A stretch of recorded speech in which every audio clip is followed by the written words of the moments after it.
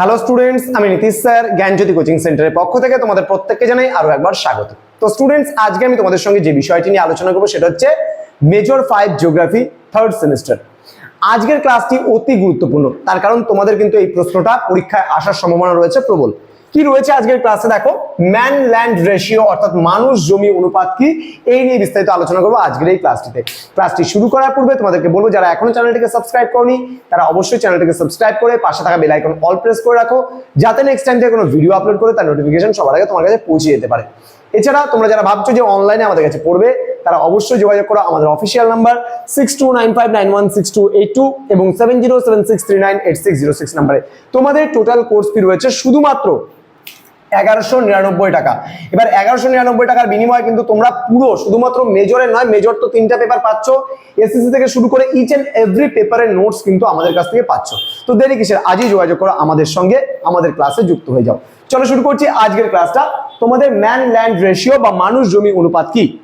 দেখো, প্রথমত আগে বুঝতে হবে মানুষ এবং জমির অনুপাত, কিন্তু মানুষ জমি অনুপাত কিন্তু না, এখানে মানুষ এবং কার্যকরী জমির অনুপাত, অর্থাৎ যে জমিটা কাজ করছে।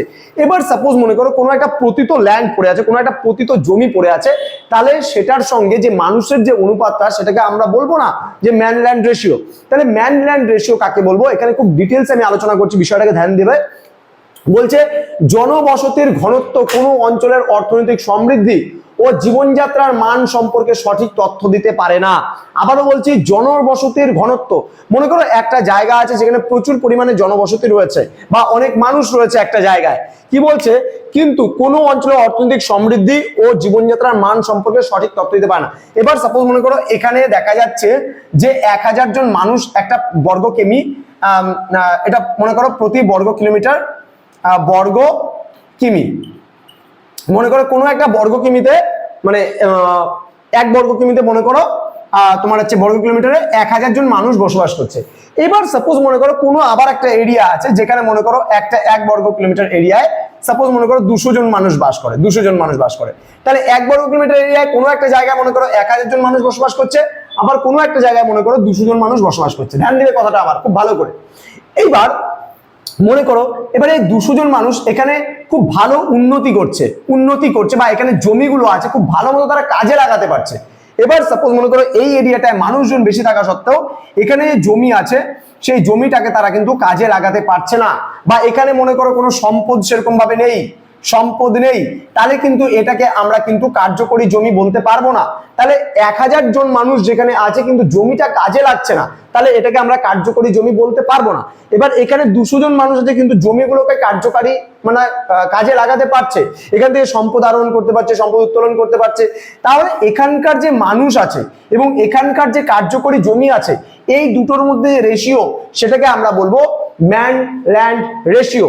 আবার কি, সাপোজ মনে করো এখানে 1000 জন মানুষ তো আছে, কিন্তু এমন তো হতে পারে না যে এখানে 1 বর্গ কিলোমিটার জায়গার মধ্যে 1 বর্গ কিমি জায়গাতে কি মনে করো দেখা গেল এতটা জায়গা, 1 বর্গ কিলোমিটার জায়গা পুরোটা আমার কার্যকরী নয়। আমি দেখা গেল এখানে সাপোজ মনে করো 500 বর্গমিটার ধরলাম আমি, 500 বর্গমিটার জায়গাটা আমার কার্যকরী রয়েছে। তাহলে এটাকে আমরা এই মানুষজন অর্থাৎ 1000 জন মানুষ এবং 500 বর্গমিটার যে জমিটা রয়েছে তার যে একটা রেশিও বা তার যে অনুপাত, তাকে আমরা ম্যান ল্যান্ড রেশিও বলছি। তাহলে এখানে কি বলছে, জনবসতির ঘনত্ব কোনো অঞ্চলের অর্থনৈতিক সমৃদ্ধি ও জীবনযাত্রার মান সম্পর্কে কিন্তু সঠিক তথ্য কিন্তু আমাদের দিতে পারছে না। তাহলে এখানে মানে জীবনযাত্রার মান এবং অর্থনৈতিক সমৃদ্ধি সম্পর্কে সঠিক তথ্যটা আমাদের কোথা থেকে পাবো, আমরা পাবো মানুষ জমি অনুপাত থেকে একমাত্র সঠিক তথ্যটা পাওয়া সম্ভব, আদারওয়াইজ কিন্তু আমরা কোনোভাবেই সঠিক তথ্যটা পেতে পারি না। তাহলে এখানে কি বলছে, মানুষ জমি অনুপাত বলতে মোট জনসংখ্যার সঙ্গে মোট কার্যকর জমি বা সম্পদ সৃষ্টিকারী জমির অনুপাতকে বোঝায়। তাহলে কোনো একটা এরিয়া আছে, মনে করো কোনো একটা জায়গা আছে, সাপোজ মনে করো আমি ধরলাম অরুণাচল প্রদেশ, কোনো একটা জায়গা, আমি ভারতবর্ষের মধ্যে অরুণাচল প্রদেশ জায়গাটাকে নিলাম। এবার দেখা গেল অরুণাচল প্রদেশের জমিটা খুব কার্যকরী, মনে করো সেখানে মানুষজন ভালোভাবে চাষ করতে পারছে, কোনো কারণবশত এই জায়গাটা খুব কার্যকরী। তাহলে এই যে কার্যকরী জমিটা রয়েছে এবং সেখানে যেই সংখ্যক মানুষজন রয়েছে তাদের মধ্যে যে অনুপাতটা, সেটাকে আমরা বলছি ম্যান ল্যান্ড রেশিও বা মানুষ জমি অনুপাত। তাহলে কি করে বার করা হয়, মানুষ জমি অনুপাত যদি বের করতে হয় তাহলে মোট জনসংখ্যাটাকে তোমাকে উপরে রাখতে হবে এবং মোট কতটা জমি রয়েছে কার্যকরী সেটাকে নিচে রাখতে হবে, তবে আমরা ম্যান ল্যান্ড রেশিও বা মানুষ জমি অনুপাত কিন্তু পাচ্ছি। এবার অপরদিকে আমরা বর্তমান দিনে যদি মানে মানুষ জমি অনুপাত বের করার বা হিসেবটা বের করার যে সিস্টেমটা রয়েছে সেই সিস্টেমটা কিন্তু অনেকটাই পরিবর্তন হয়ে গেছে। এখন যে সিস্টেমটা আমরা দেখতে পাচ্ছি সেটা ম্যান ল্যান্ড রেশিও বা মানুষ জমি অনুপাত কি করে বের করতে হয়, মোট জনসংখ্যার সঙ্গে যদি যোগ করো তাদের কর্মদক্ষতা। এবার দেখা গেল একটা এরিয়ায় দেখা গেল 1000 জন মানুষ আছে, আমি যোগ করলাম, এবার 1000 জন মানুষের যে কর্মদক্ষতা, এবার সাপোজ 1000 জন মানুষের মধ্যে 1000 জন মানুষ তো কর্ম করবে না, একটা জায়গার মধ্যে দেখলাম যে 1000 জন মানুষ আছে, তার মধ্যে দেখলাম আমরা পুরুষ মানুষ ধরলাম, পুরুষ মানুষ কোনো একটা জায়গায় ধরলাম আমি এখানে 450 জন পুরুষ মানুষ আছে, দেখা গেল স্ত্রী লোকের সংখ্যা এখানে 400 রয়েছে। এবার এখানে শিশু ধরলাম আমি, শিশুর সংখ্যা সাপোজ মনে করো 150 রয়েছে, তাহলে আলটিমেটলি এখানে 1000 হলো। তাহলে এই যে শিশুরা রয়েছে এই শিশুরা তো কোনো কাজ করতে পারছে না, তাহলে এদের তো কোনো কর্মদক্ষতা নেই। তাহলে কর্মদক্ষতা কাদের আছে, পুরুষদের যে কর্মদক্ষতা আছে, স্ত্রীদের কিন্তু সেই কর্মদক্ষতা নেই। তাহলে আজকে পুরুষরা যে কাজটা করতে পারছে স্ত্রীরা কিন্তু সেই কাজটা করতে পারবে না। আমি ওয়েটেড কাজ বলছি, ভারী কোনো কাজের কথা বলছি আমি। তাহলে দেখা যাচ্ছে যে পুরুষরা যে কাজটা করতে পারছে যা বা কর্মদক্ষতা, যে পুরুষের যে কর্মদক্ষতা আছে এবং স্ত্রীর যে কর্মদক্ষতা আছে দুজনের কিন্তু কর্মদক্ষতা কিন্তু সেম নয়। তাহলে এক্ষেত্রে আমরা যদি দেখি তাহলে মোট জনসংখ্যা যোগফল কি করতে হবে, তাদের যোগ করে তাদের কর্মদক্ষতা যোগ করতে হবে এবং যে সংস্কৃতিটা রয়েছে সেই সংস্কৃতিও কিন্তু যোগ করতে হবে এবং ডিভাইডেড বাই মোট কার্যকর জমি ইনটু জমির উৎপাদন ক্ষমতা।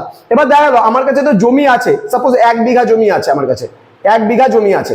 এবার 1 বিঘা জমির মধ্যে 1 বিঘা জমিতে আমাকে ফলন দেবে না, তাহলে জমির উৎপাদন ক্ষমতাটা আমাকে দেখতে হবে। দেখা গেল 1 বিঘা জমির মধ্যে কিছু জমিতে হয়তো ভালো উৎপাদন হচ্ছে, কিছু জমিতে হয়তো ভালো উৎপাদন হচ্ছে না, তাহলে সেক্ষেত্রে কিন্তু এই জায়গাটা একটু ধ্যান দিতে হবে জমির উৎপাদন ক্ষমতার উপরে।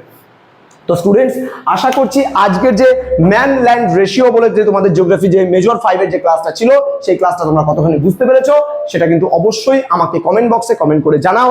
আমি তাহলে আরো তোমাদের জন্য এই মেজর 5 পেপারটা আমি পুরো ক্লিয়ার করে দেবো, পুরো ক্লাসটা আমি নেব।